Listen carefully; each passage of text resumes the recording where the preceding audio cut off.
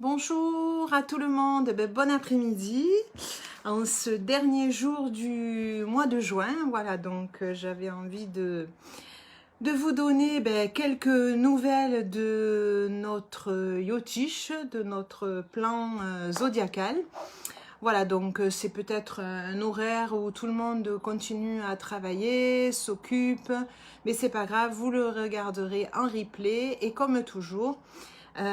Donc vous pouvez me mettre donc des remarques ou des questionnements donc en bas. Ok, voilà. Alors aujourd'hui on va démarrer comme quand je démarre une séance d'astrologie avec une personne, c'est-à-dire qu'on se relie en fait en faisant 3 hommes. Voilà, donc du coup, vous pouvez le faire en même temps que moi. Comme ça, on va se relier donc de tous nos propres éléments avec les éléments du macrocosme. Voilà.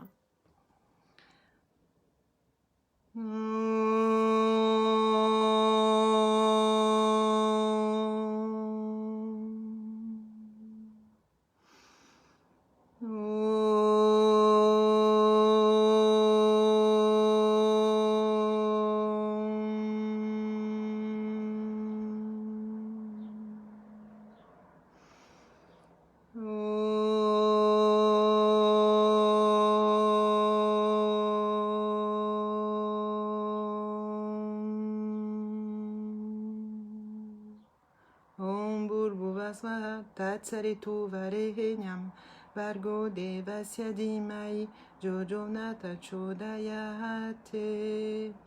Om Shanti Shanti Shanti.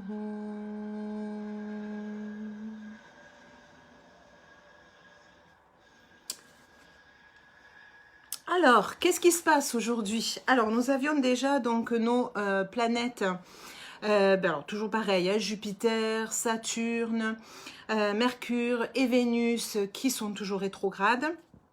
Petite différence, donc Jupiter qui était rétrograde en Capricorne, donc du coup revient, j'allais dire plus chez lui, puisque du coup il revient en Sagittaire. Voilà, donc c'est plus sa maison, entre guillemets, voilà, donc il se sent mieux quand même que en Capricorne, donc du coup, peut-être que vous ressentez un peu plus d'enthousiasme, on va dire généralement, puisque là, donc, comme je dis, je m'essaye de donner des informations au niveau du collectif, bien que le Yotish, donc je le rappelle, astrologie védique, est plutôt une science qui va aider l'être humain parce que c'est une des astrologies la plus ancienne et que on étudie avec 7 planètes et 2 nœuds lunaires qui sont Ketu et Rahu, et on ne travaille pas avec Pluton, Uranus, puisque à l'époque, donc c'était une étude que l'on faisait à l'œil nu. Et à l'époque, franchement, ces planètes-là étaient très très loin. Et comme elles nous donnaient beaucoup d'informations au niveau du collectif, et à l'époque, et toujours d'ailleurs le Yotish est fait surtout pour donner donc des explications dans le schéma en fait de vie de la personne, donc l'humain, la personne. Alors Jupiter donc en fait revient donc en Sagittaire, ok. Donc là c'est une place pour lui où il est complètement auspicieux quoi en fait, donc il va mettre, donc Jupiter, c'est toujours mettre l'enthousiasme, voilà. Et donc, il se retrouve en maison 1, là, juste aujourd'hui, puisqu'après, donc du coup, c'est vrai que selon les avancées par rapport à la Lune, donc après, au niveau des maisons, du coup, le regard n'est plus le même. Mais aujourd'hui, et je dirais, on va avoir l'influence, donc, jusqu'à la pleine Lune, donc, du 5, là, cette période-là, là, pendant 4 jours, oui. Donc c'est mettre l'enthousiasme, alors on l'a déjà dit, on l'a répété, mais là on passe à la 3e étape, je vais vous dire ça. Donc on met de l'enthousiasme sur qui suis-je, parce que la maison 1, c'est l'identité, c'est qui on est, un nouvel élan, un nouveau projet, son corps physique. Donc là c'est vraiment dans le qui suis-je le plus profond. Donc c'est vrai que pendant la période donc j'allais dire du Covid, comme c'était passé, mais bon, on va dire plus dans la période où on était contraint de rester, on va dire, chez nous. Il y a eu plusieurs étapes, le choc de savoir qu'est-ce qui se passe, et puis tous ces mots qui venaient, ces informations et désinformations. Voilà, bon, tout ça, ça nous a permis de travailler sur nous. Et donc là, c'est vraiment la période de qui suis-je en libérant, comme je dis, donc nos vieilles os, afin d'être vrai avec l'autre, hein, puisque Jupiter, donc c'est vraiment la vérité. Et Jupiter, donc en médecine ayurvédique, c'est une planète donc qui est kapha, hein, donc eau et terre, donc j'aime bien dire donc oui au niveau des eaux. Et Jupiter donc en Sagittaire, c'est vraiment l'optimiste, hein, donc souvent il est dans une recherche spirituelle, hein. Aussi, il aime bien défendre les causes. Juste attention à l'arrogance, hein. D'ailleurs, on le voit beaucoup sur les partages ou éventuellement dans certains commentaires au niveau des réseaux, parce qu'on donne son avis, ça y est, allez hop, on se fait entre guillemets tomber dessus, parce que pas tout le monde est d'accord, mais bon, ça se fait d'une manière qui est plutôt arrogante et pas toujours sympa, alors qu'on peut très bien partager, ok? Donc là, c'est en maison 1, donc c'est vraiment se libérer ces vieilles os, ces vieux schémas, ces vieux patterns que l'on peut avoir pour vraiment travailler sa confiance en soi, hein, vraiment. Parce qu'on ne peut pas créer quelque chose qui nous ressemble, hein. Alors je ne dis pas toujours nouveau parce que ça a été peut-être l'occasion de faire un peu le tri sur notre vie, où on en est, là où on en est, est-ce que ça nous plaît, est-ce que notre métier nous plaît. Et on a envie des fois de réaiguiller un peu différemment. Mais bon, oui, on verra après. Non, ben là, force de vie et confiance en soi. C'est vraiment deux éléments qui sont prioritaires. Donc, pour justement regarder, se regarder dans un vrai miroir, là, oser, hein, oser se regarder véritablement. Alors là, on a Jupiter et Saturne qui sont toujours rétrogrades et ils se retrouvent en fait donc dans la même nakshatra, hein. Rappelez-vous, souvent je le dis dans mes vidéos, dans le Jyotish, donc chaque planète va être reliée à une petite étoile, une demeure, hein, que l'on appelle. Et donc là, c'est Uttarashada. Donc Uttarashada, si vous regardez les anciennes vidéos, on en a parlé et reparlé et c'est toujours là. Ok. Donc, Uttarashada, c'est quand même, il va se concentrer, hein, Uttarashada se concentre en fait sur le mental et le développement donc intellectuel. Et c'est une période aussi où l'esprit peut se détendre un peu plus et s'ouvrir à plus de sagesse et de perception. Si on a fait tout ce travail en fait de tri, hein, entre guillemets, entre ce qui est juste, ce qui est pas juste, hein, aussi. Donc, on va travailler de volonté, bien que ce soit une période qui puisse rester encore ou perçue comme un blocage émotionnel, hein, c'est possible parce que tout dépend en fait où on en est par rapport à sa vie, par rapport à ses schémas, hein. Je vous le rappelle que c'est quand même une période qui nous demande universellement en fait de regarder à l'intérieur de nous et comment on vit. Et là Jupiter, donc en se retrouvant en Sagittaire, il est en conjonction avec Ketu, donc le nœud qui nous amène donc à notre passé, hein, notre karma passé. Donc quand je dis nettoyer les vieilles os, c'est-à-dire tout ce que l'on n'a plus besoin. Alors tout ce qu'on n'a plus besoin, c'est pas spécifiquement dans notre ancienne incarnation, ça peut être aussi les années qu'on a passées selon l'âge, hein. Donc on a déjà vécu hein, certaines situations et peut-être que c'est le moment donc de trier. Donc du coup on a ce Jupiter donc qui nous donne de l'enthousiasme, en plus en maison 1, sur nous, sur notre élan, sur nouveaux projets. Et en même temps, on a quand même encore Ketu aussi, pareil, qui est en maison 1. Et là, Ketu, c'est aussi sur le physique, hein, pareil. Donc, qui nous demande aussi de nettoyer notre passé. Okay. Donc, là, on va avoir deux volontés. Une volonté qui est plus sattvatique. Donc sattvatique, je vous le rappelle, c'est quelque chose qui est beaucoup plus léger, qui ressemble beaucoup plus à Vata, hein, par exemple. Donc c'est la pureté et l'idéalisme simple, sans ego. Ok. C'est continuer aussi sa quête, et là ça sera bon beaucoup plus rajasique, hein, donc toujours dans l'élan, dans l'action. Et il peut y avoir des conflits, hein, en fait, qui le font douter de son désir de paix et de sérénité. D'ailleurs, bon, aujourd'hui, on rencontre quand même dans certains pays, et puis là, en ce moment, ça bouge aussi, hein.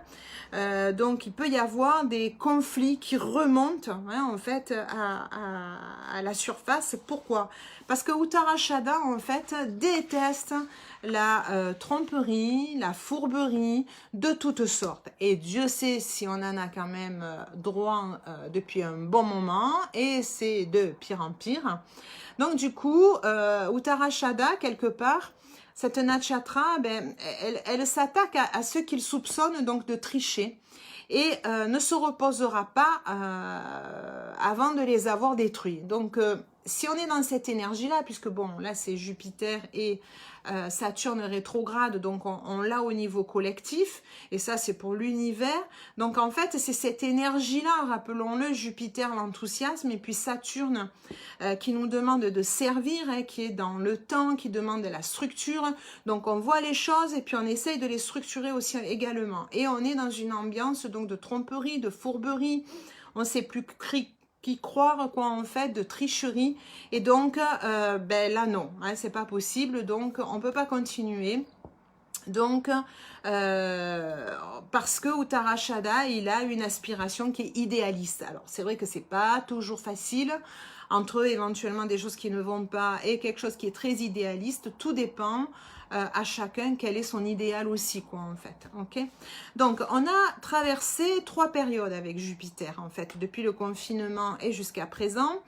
Au début, on était, si vous regardez mes premières vidéos, on était sur Moula, hein, la nakshatra qui est Moula, et ça c'est briser la vérité. Donc on a eu cette première partie. Et puis après, on a eu Purvashada, donc après avoir découvert ben, la vérité, certaines vérités, à travers Moula, là on voit la beauté de la source et on a vivifié dans ce que l'on aime. Donc ça, bien sûr, c'était l'ambiance générale, mais c'est ce qu'on a essayé de faire sur nous, enfin en tout cas pendant le confinement, c'est ce que je vous avais invité à faire, puisque c'était le bon moment de s'intérioriser aussi. Et à présent, on est avec Uttarashada. Donc, c'est un combat avec la corruption, c'est conquérir l'invincible aussi. Donc, on va plus loin dans l'universalité. Donc, tout doit être organisé pour que tout le monde puisse en profiter. Donc, en soi-même, quand bon, on a brisé la vérité peut-être de certains schémas, on a regardé ben, la beauté à l'intérieur de nous, de notre propre essence, et à présent, eh ben, on veut mettre au service en fait de ce que on veut modifier. Hein, voilà, donc maintenant on a une idée de comment on pourrait mettre en place ou modifier ou complètement changer. Voilà, donc maintenant c'est commencer à mettre en action parce qu'on y voit un peu plus clair, hein, déjà ça commence, et on a peut-être envie de lancer quelque chose de nouveau. Donc c'est ce qu'on ressent à partir d'aujourd'hui, normal, parce que Jupiter rétrograde, alors il est quand même rétrograde, il n'est pas complètement fixe, mais il arrive donc en Sagittaire, en conjonction donc avec Ketu, et dans la maison 1. Donc on peut ressentir ça de vouloir commencer à avancer parce qu'après donc ça jusqu'au 26 juillet hein, voilà, donc on va aller dans cet élan là.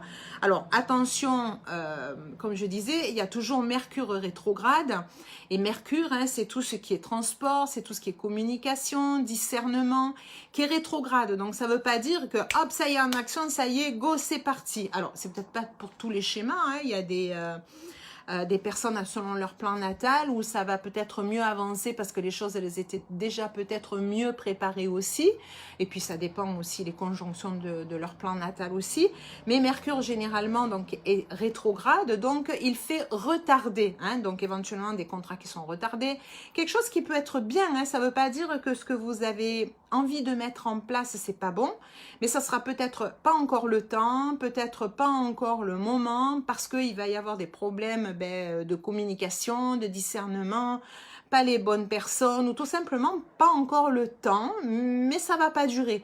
Donc si on sent qu'au fond de soi c'est ok, c'est là, et puis ça, il faut être juste patient en fait, et ça fera son chemin quand ça sera le temps, ok?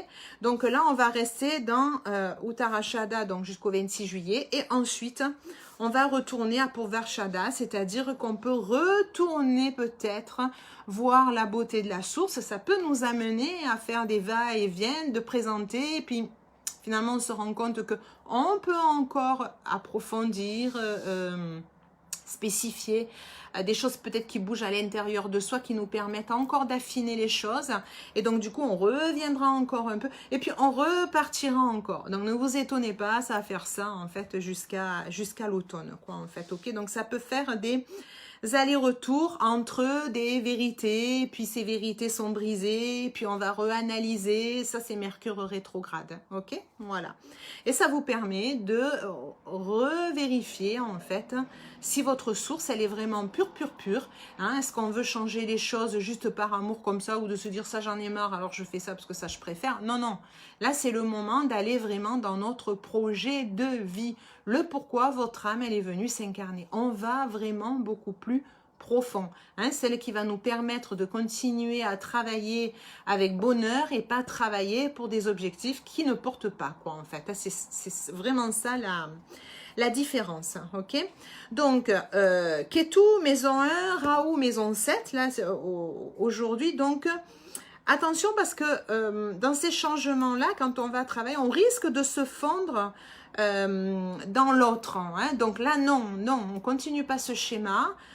C'est vraiment nous personnellement, même si on sent qu'on est un peu à l'écart de son conjoint, de l'autre, de son associé, de son partenaire, parce que si on n'évolue pas dans cette période, on va se consumer, ok? Parce qu'on est quand même donc Ketu qui est un dosha qui est feu. Dosha, c'est l'humeur biologique, toujours en lien avec l'Ayurveda.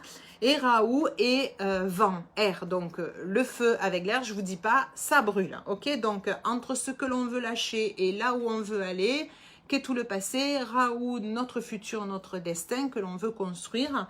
Donc, ça risque de brûler.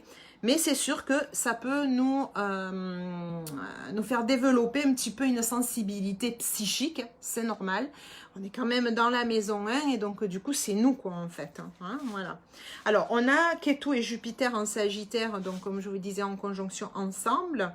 Donc ça donne un niveau encore beaucoup plus exacerbé en fait de spiritualité, de sagesse.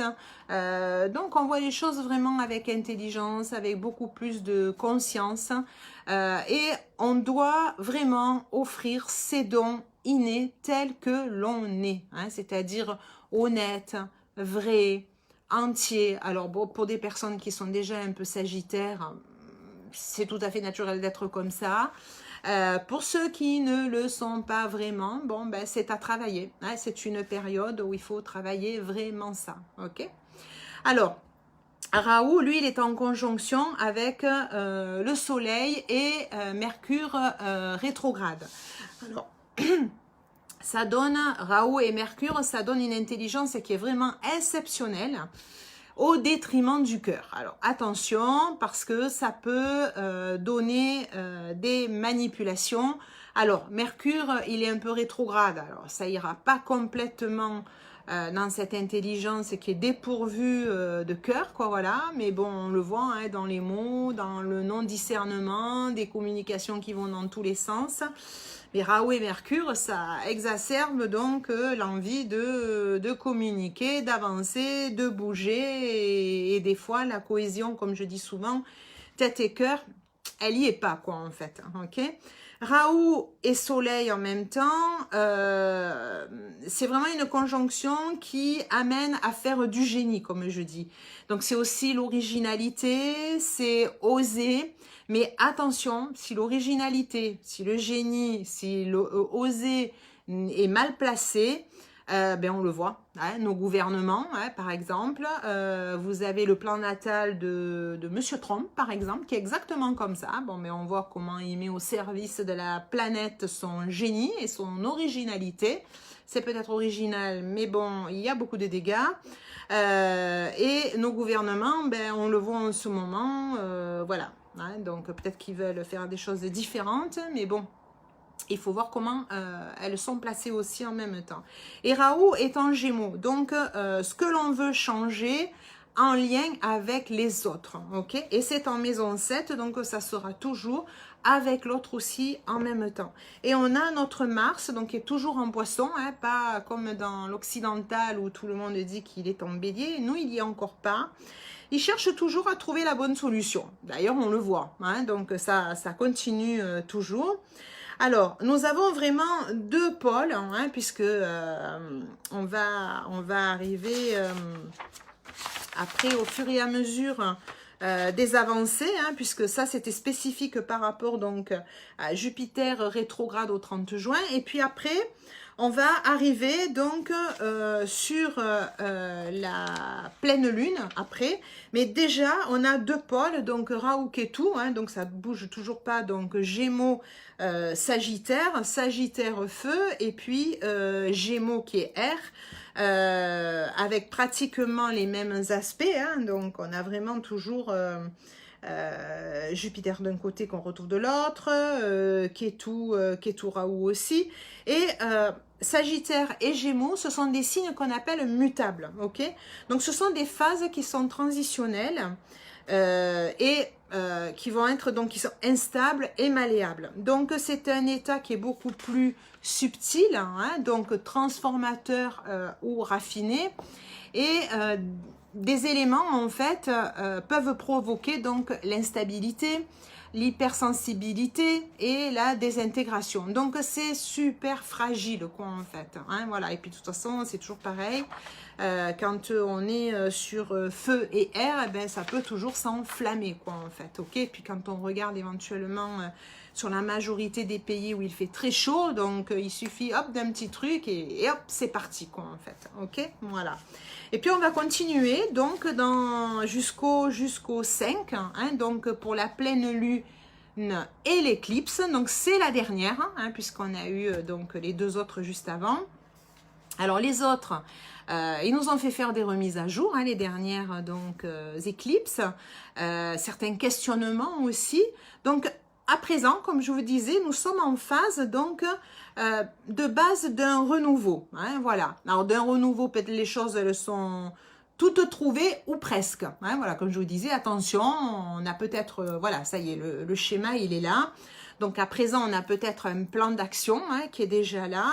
Allez, go, on a envie d'y aller, oui, mais attention, Mercure rétrograde, donc comme je vous disais, les transports, les messages, éventuellement des retours. Là, j'ai rencontré en fait des personnes qui après le confinement, bing, ils avaient quitté leur femme, leur gars, et puis eh ben, il y a des retours parce qu'ils ont réfléchi, ils sont partis une semaine et puis ils reviennent, hein, en fait, voilà, après avoir pris du temps, ils se sont dit oui, moi je vois pas les choses comme ça, j'ai envie de réfléchir. Ils l'ont fait, ils ont posé parce que ça leur a permis de voir. Et aujourd'hui, ben, retour pour mieux discuter, pour dire ben, écoute, oui, voilà, on a passé des années ensemble, mais en fait, je crois qu'on a beaucoup changé, puis on se l'est jamais dit. Donc, c'est l'occasion. Donc, des ex qui peuvent revenir aussi, qui étaient partis. Voilà, ce schéma-là, ça va aller jusqu'au 12 juillet. Donc, attendez un peu. Le plan d'action, il peut être là, mais attendez. Hein, voilà. Alors, la lune, là, le jour de la pleine lune, donc elle se retrouvera en Sagittaire, hein, donc dans le Yotish, c'est à cette place-là. Donc le mental, il est vaste et il est fasciné en fait par le lointain, voilà, donc à cette place-là. Donc il peut y avoir une agitation mentale, ok. Et la lune, elle a sa nakshatra qui est Purvashada. On y est encore, Purvashada, Uttarashada, on a déjà connu en fait ce schéma-là. Donc, Uttarashada, Jupiter rétrograde et Saturne rétrograde, rappelons-le, c'est vu comme la planche d'un lit. Et là, en fait,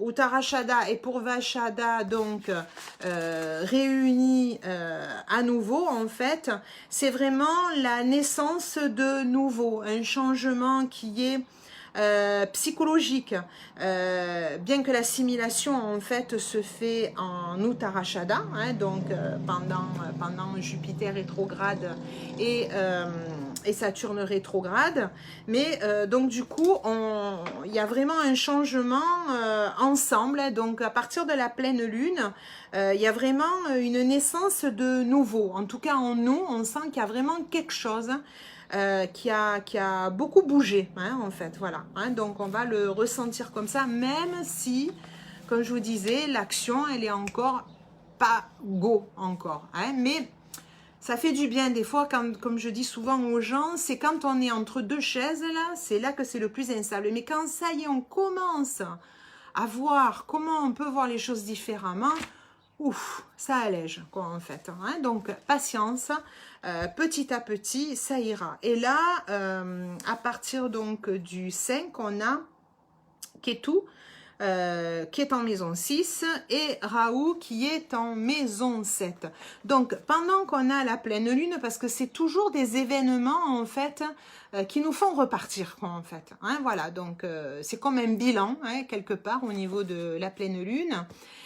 Et cette position-là, quand on est en Ketu 6 et Rahu donc 12, en règle générale, pour une personne, elle a envie en fait d'être libre de tous les devoirs et les activités dans le monde.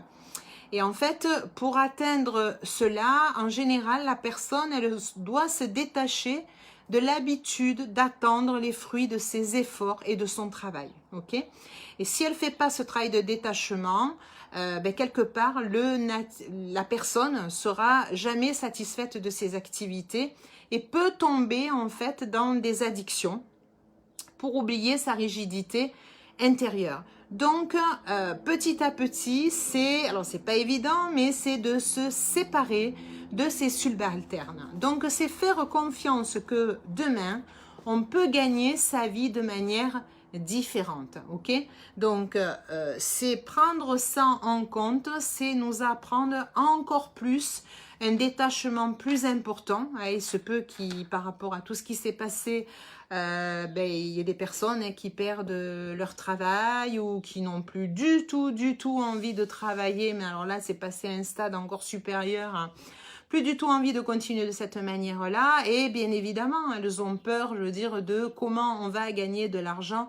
Moi, je vous dis, faites confiance à la magie de la vie. Si vraiment vous mettez en action quelque chose qui est vraiment dans votre projet de vie, mais beaucoup plus profond, pas que le style « Ah, moi, j'aime bien faire comme ça ». Non, il faut aller beaucoup plus profond, c'est-à-dire vraiment qui répond vraiment à toutes vos capacités, vos compétences, que toutes vos compétences sont nourries. À ce moment-là, c'est un vrai projet de vie. Et l'univers nous le demande à chacun de nous, ok? Donc là, c'est ça qui est important. Et donc, à ce moment-là, excusez-moi, à ce moment-là, ça sera encore plus de faire confiance à la vie parce qu'on aura assez pour vivre. Croyez-moi, c'est juste se réadapter en fait par rapport à ça. Hein, voilà.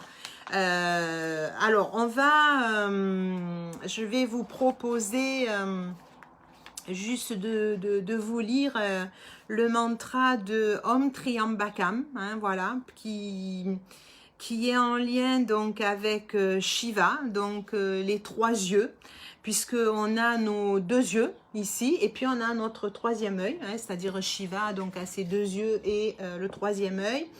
Alors, ça me fait vraiment penser en fait aux deux yeux où on peut, pour ceux qui font un peu de yoga, donc Ida Pingala, hein, voilà, pour avoir aussi bien le côté eau, éther, et puis feu et air aussi, et notre troisième œil. Donc, on va travailler aussi bien d'un côté notre créativité, notre intuition, et puis de l'autre côté, notre côté plus analytique, plus rationnel aussi. Hein, donc, ça, c'est des Ida Pingala, c'est vraiment les deux nadis hein, que l'on travaille pour pouvoir nettoyer hémisphère droit et hémisphère gauche.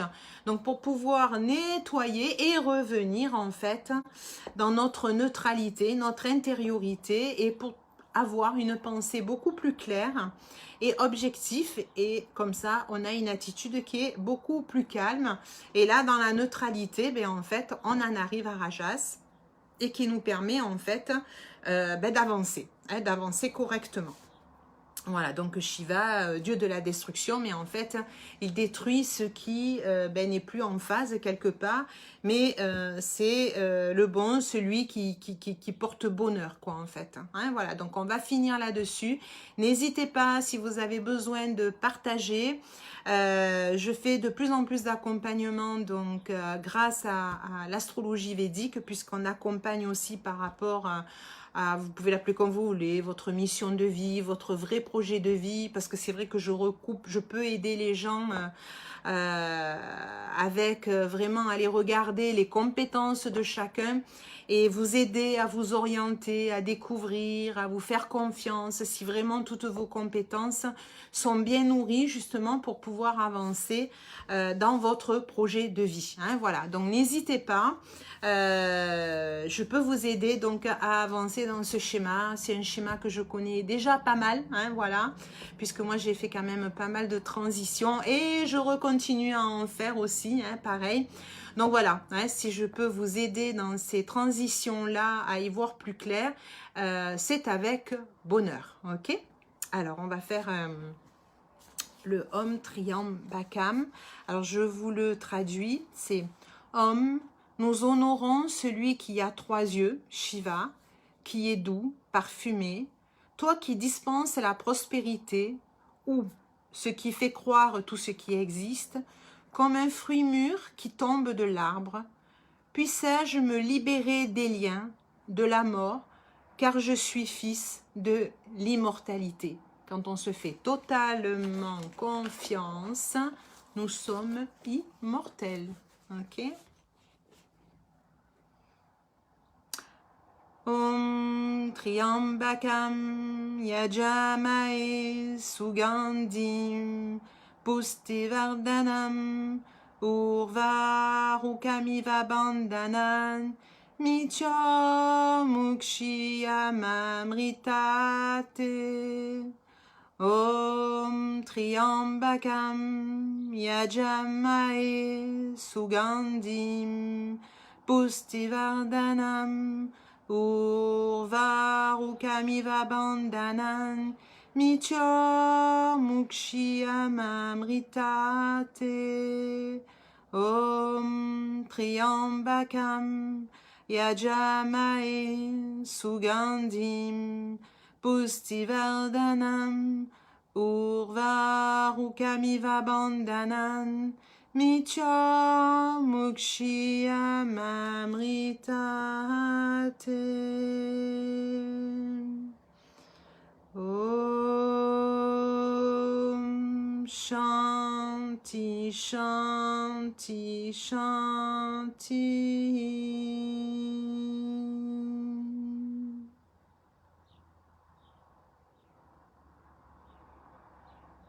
Je vous souhaite une belle soirée et prenez encore du temps, c'est la meilleure journée aujourd'hui, encore jusqu'à ce soir, pour vraiment mettre en enthousiasme, en tout cas sur papier, pour mettre vos belles actions de votre avenir qui est votre vie et votre incarnation.